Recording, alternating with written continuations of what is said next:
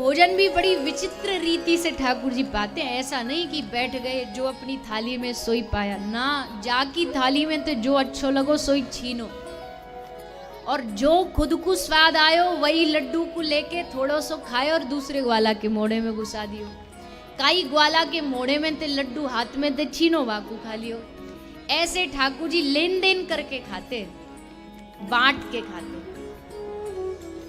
तो ऐसे ही ठाकुर जी पा रहे थे, किसी का झूठा पा रहे, किसी को झूठा पवा रहे। सो ये सब घटना ब्रह्मा जी छुप के देख रहे थे। ब्रह्मा जी छुप के देख रहे हैं, अच्छा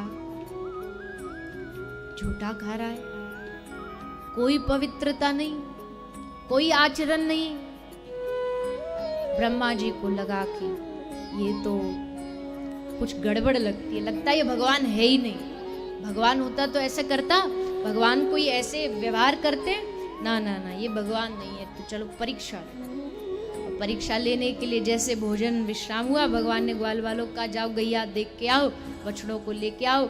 एक ग्वाला गया, भागा भागा, अरे कन्हैया कहीं भी बछड़े दिखाई नहीं दे रहे। ठाकुर जी बोले रुको हम देख के आते। ठाकुर जी बछड़ा देखने गए, वापस आए तो ग्वाल बाल भी गायब। दुनिया की सृष्टि की सबसे पहली कोई किडनैपिंग की तो ब्रह्मा जी ने की। सब ग्वाल वालों को किडनैप करके ले गए, सब छोटे मोटे बछड़े सब को ले गए अपने साथ। ठाकुर जी बोले अच्छा हमारे साथ दुश्मनी। ब्रह्मा जी भूल गए कैसे रोते रोते आए थे क्षीर सागर में, भगवान अवतार ले लो अवतार ले लो, और जब ले लिया अब हम पे उंगली उठा रहे हो। हमने ही तुमको पैदा किया, नाभि कमल से पैदा भये, और हम पर ही चलो तुम भी क्या याद रखोगे, तुम समझते हो दुनिया तुमने बनाई। अरे ब्रह्मा जी आप बस बाहर का जो मटेरियल है ना वो ब्रह्मा जी बनाते, लेकिन उसमें जो आत्मा है वो ब्रह्मा जी भी नहीं डाल सकते, वो भगवान ही दे सकते हैं, वो ब्रह्मा जी के भी हाथ में नहीं है।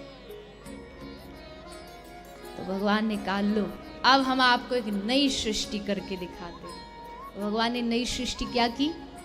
भगवान ने स्वयं अपने अनेक रूप बना लिए। भगवान ने ग्वाल बालों का रूप बना लिया, भगवान ने बछड़े बछिया का रूप बना लिया, यहाँ तक कि उनका सामान जो वो लेकर के आए थे वो भी भगवान बन गए। सब कुछ भगवान बन गए, चारों ओर बस कृष्ण ही कृष्ण है, और रूप अलग है। मधुमंगल भी कृष्ण है, मनसुख भी कृष्ण है, बछिया भी कृष्ण है, सब कृष्ण है, पूरा ब्रज कृष्ण में हो गया। और ये सिलसिला 1 साल तक चलता रहा। 1 साल तक कोई पहचान नहीं पाया कि ये हमारे असली बच्चे नहीं, ये सब कृष्ण है। हाँ, प्रेम सब गोपियों को अपने बच्चों पर पहले से ज्यादा हो गया। गोपी सोच रही कि वही तो बालक है, पर इन पे इतना प्रेम क्यों उमड़ रहा है हमें, पर वो जान नहीं पा रही ये कृष्ण है, इसलिए प्रेम उमड़ रहा है। बछिया गैया जैसे अपने बछड़ा बछिए को देखती जो कृष्ण रूप है, देखते ही थनों से दूध बहने लगता। ऐसा वात्सल्य गायों में, ऐसा वात्सल्य ब्रज में। और गर्ग संहिता में लिखा है कि इस समय एक घटना और घटी कि शांडिल्य ऋषि ने नंद बाबा को ये कह दिया और वृषभान बाबा को ये कह दिया कि बाबा ये जो साल चल रहा है ये विवाह के लिए सबसे उत्तम साल है, इसलिए बरसाने की जितनी छोरी है सबका विवाह नंदगांव के ग्वालाओं से कर दो। तो बरसाने की सब बेटियों का विवाह नंदगांव के ग्वालाओं से कर दिया। और नंदगांव के ग्वाला कौन है? कौन थे? कृष्ण।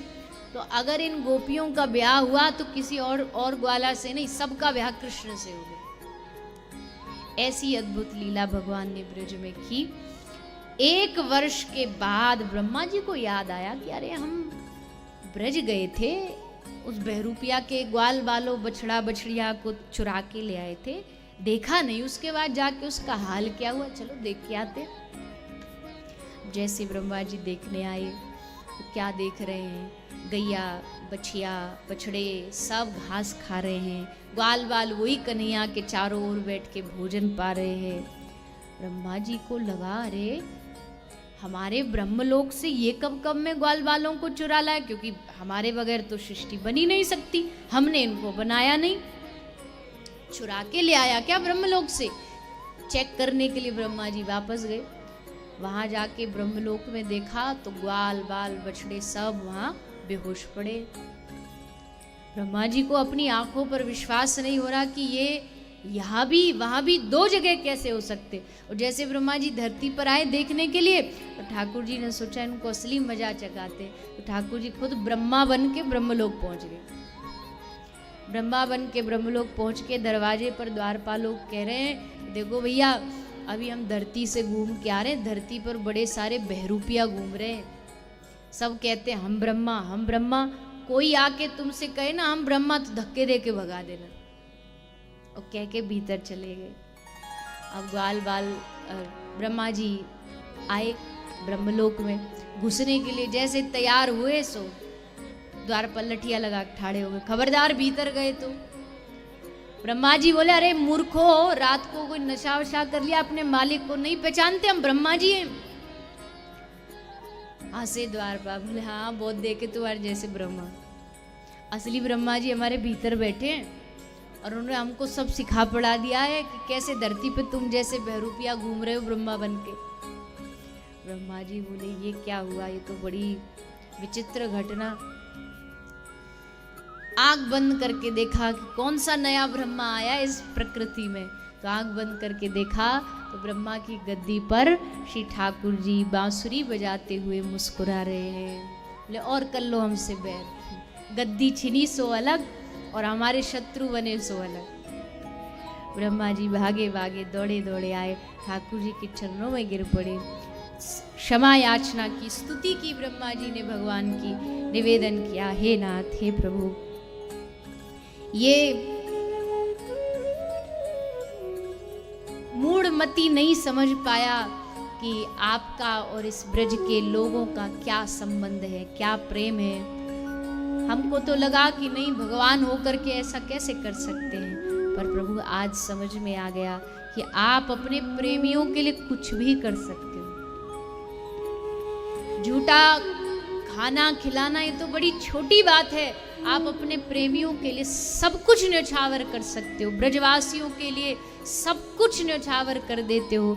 इसलिए प्रभु आज से एक काम करिए, हमारी गद्दी हमसे छीन लीजिए, हमारा पद हमसे छीन लीजिए।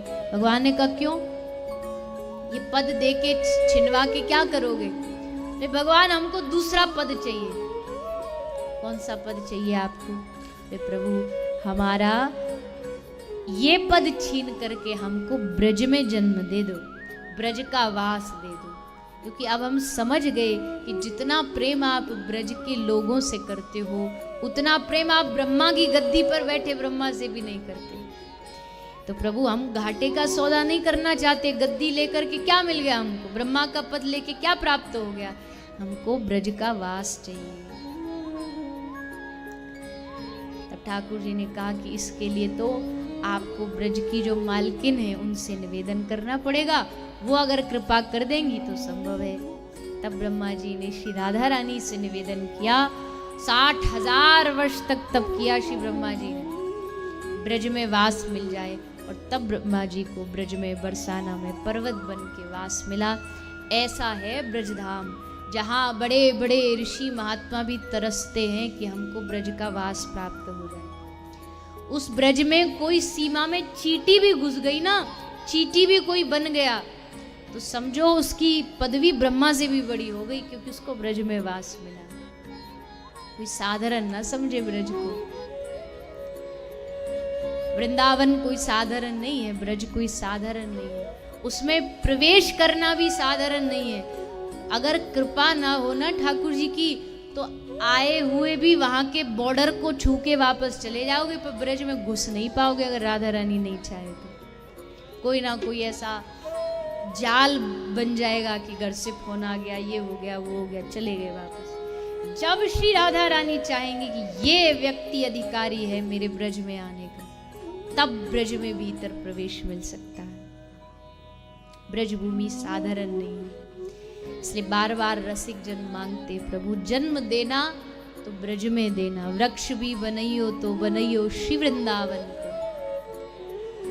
अजी और सब छोड़ दीजिए, सूकर भी बनइयो तो बनइयो श्री वृंदावन को।